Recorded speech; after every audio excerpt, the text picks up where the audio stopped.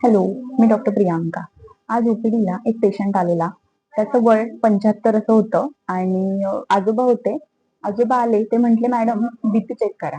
आता मी त्यांना विचारलं, "काय त्रास होतोय?" तर त्यांनी सांगितलं, की "थोडंसं चाललं की धाप लागते, घाम येतोय."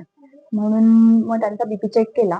तर बीपी त्यांचा 160/100 असा लागला. म्हणजे सिस्टोलिक 160 आणि डायस्टोलिक 100 असा लागला.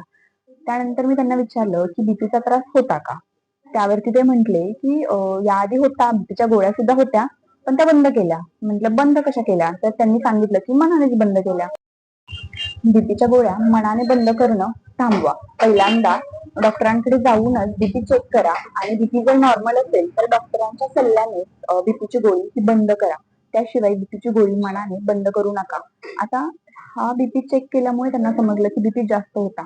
त्यामुळे तुमच्या घरामध्ये जर आजी-आजोबा असतील, वयस्कर व्यक्ती असतील तर त्यांचा एकदा महिन्यातून एकदा बीपी चेक नक्की करून घ्या, की जेणेकरून आपल्याला समजेल की त्यांचा बीपी किती राहतोय. कारण की बीपी हा वाढलेला असला तरी तो असिम्प्टमॅटिक राहतो. जरी थोडेफार सिम्प्टम असले तरी सिव्हिअर सिम्प्टम नसतात. त्यामुळे हा अचानक मोठा काहीतरी आजार होण्यापेक्षा किंवा अचानक मोठं सिव्हिअर काहीतरी नुकसान होण्यापेक्षा तुम्ही बीपी महिन्याला चेक करणं हे खूप गरजेचं आहे.